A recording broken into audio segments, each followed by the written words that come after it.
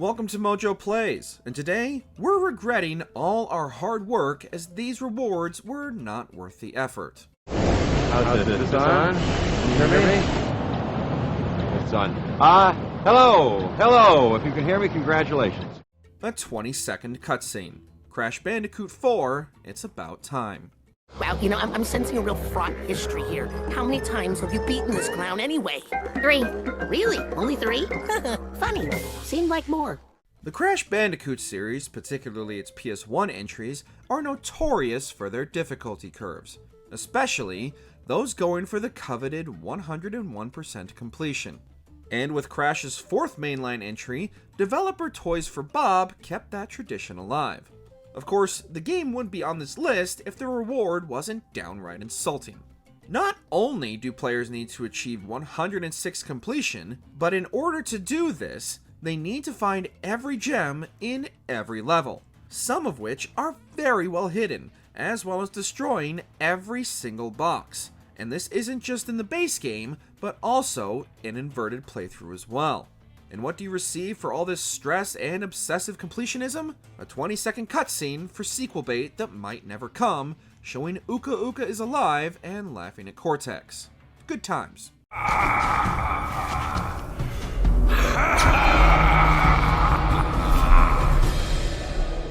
A Rose Nebula.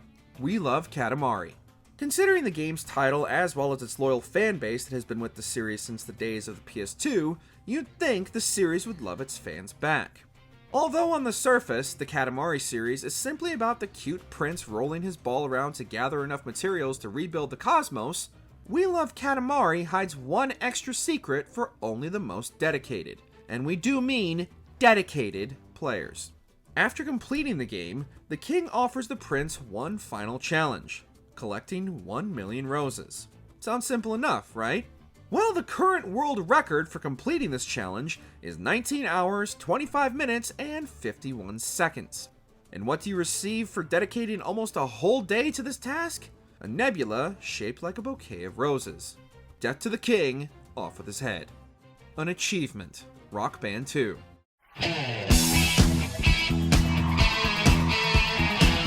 Simply getting through a setlist in Rock Band is challenging enough, but attempting to go for 100% completion is downright insane. Rock Band 2 features 58 songs in the base game alone, but if you're crazy enough to go for the Steel Bladder achievement and its paltry 25 gamer score, you'd better get comfortable. To unlock this achievement, you must complete 84 songs in a row with no pausing and no returning to the home screen, all without getting booed off stage. Which does mean you're going to have to be extra careful with those epic shred moments. The achievement's name comes from the fact that this can take you upwards of 6 hours to complete, and since there's no pausing, you'd better have an empty bladder or a roadie ready to back you up. All this for an icon in your gamer score most people will never even see. A Diploma. Pokémon Red and Blue.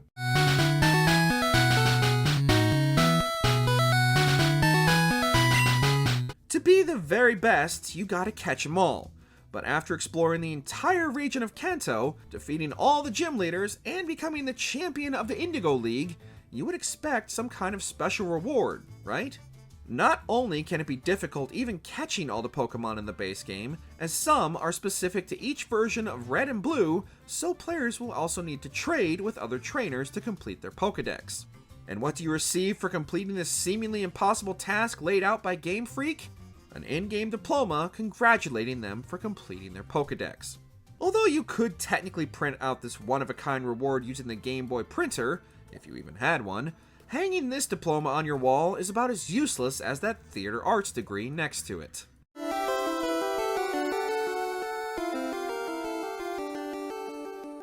Yoshi, Super Mario 64. First introduced in Super Mario 64, stars have seen various iterations throughout the 3D Mario entries, but the reward for 120 stars in Super Mario 64 is just insulting. With some stars requiring true platforming skills and patience, the prospect of what awaits the player after finding and collecting all the stars in the game is tantalizing. Upon reaching the milestone, a cannon appears in the courtyard of Peach's castle and blasts Mario to the roof to find Yoshi waiting for him. However, instead of getting to replay the game with your trusty dino companion, Yoshi instead gives Mario 100 lives and comments on how much time has passed since their last adventure. Nintendo didn't learn their lesson about rewards in the sequel Super Mario Sunshine either, as the reward for 120 shines is a postcard telling the player to have a relaxing vacation. Return this one to sender where the sun doesn't shine. Touch grass. The Lost World, Jurassic Park. Can video game rewards really get any worse than a postcard? You bet your ass it can. Switching between playing as Julian Moore's character Sarah, a random hunter, as well as various dinos, players need to track down and collect DNA bonuses. Finding and acquiring all these DNA strands will unlock a special video message from Jeff Goldblum, who oddly doesn't appear anywhere else in the game despite being a main character in the movie. Way to go! Way to go! You made it through! You made it through! You spent all that time, and now you're done! You did it! That's quite an achievement. My gosh, you looked a 20-foot carnivore right in the eye, and you've lived to tell about it? Jeff congratulates the player on their diligence, and then promptly tells them to turn off the game and basically go outside and touch grass, while also implying the player is a virgin. Admittedly, this could also fall under best rewards, simply for Jeff Goldblum's charm, but back in the 90s, any kid who played this game to full completion was in for quite a shock. Now you know what you should do? Turn the thing off, for heaven's sakes, and go outside. You know, breathe the air, take a walk, call a member of the opposite sex. You know what I'm talking about. Hestu's Gift. The Legend of Zelda, Breath of the Wild.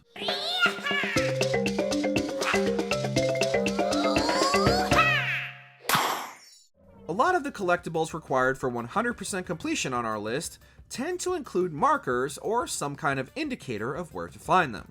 Much like the rest of The Legend of Zelda Breath of the Wild, however, Nintendo set players loose in Hyrule and basically told them, good luck. Hiding quite literally everywhere within the world, those on the hunt for all 900 Koroks for Hestu are going to be checking under every rock, up every tree, and around every corner to find them all.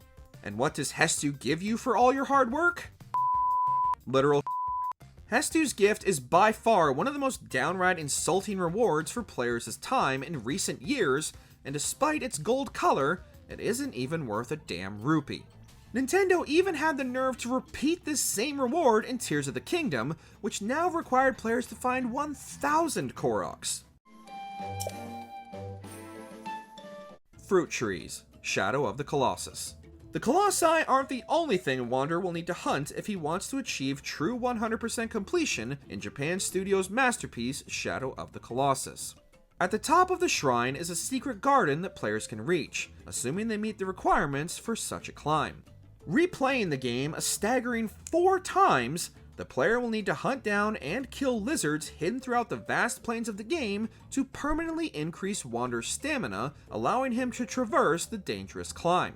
However, upon reaching the top, there's no real secret to be found. No 17th Colossi, no hidden cutscene, just a grove of fruit trees. Normally this would be its own reward, as fruit within the game increases Wander's health, but consuming these fruit will lower it instead. And for those wanting to earn the Platinum Trophy, they're going to need to consume every piece of fruit in the garden. 101%. Donkey Kong 64. He's the leader of the bunch. You know him well. He's finally back to kick some tail. Many platformers are guilty of quickly becoming collectathons, but few have achieved the notoriety of Donkey Kong 64. The game is absolutely massive for Nintendo 64 standards, and players will need to play as all 5 members of the Kong family and collect 949 banana coins across 8 worlds, many of which can only be accessed by one of said Kong members, leading to a lot of character switching. What makes this even more grueling is that players really only need around 160 to unlock everything for each Kong. And what did Rare decide to reward players with for all their hard work and dedication? 1%. A single extra percentage on the game's completion screen. It's enough to make anyone go ape.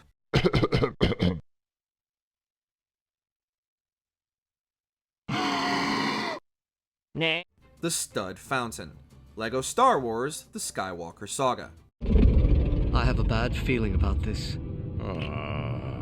The LEGO games are notorious for their sheer number of unlockables and collectibles, but most of these lead to some kind of rewarding payoff.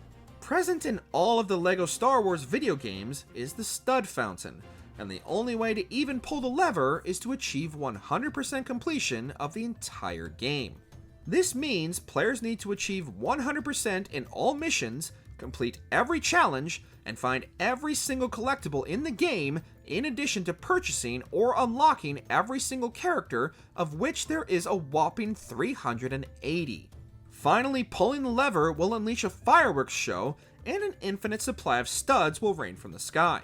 The main problem is these studs are all but worthless, as you've already unlocked everything you could possibly use the studs for. The Force was definitely not with this reward. What was the most insulting reward you received for 100%ing a game? Share your disappointments down in the comments. Did you enjoy this video? Check out these other clips from MojoPlays, and be sure to subscribe and ring the bell to be notified about our latest videos.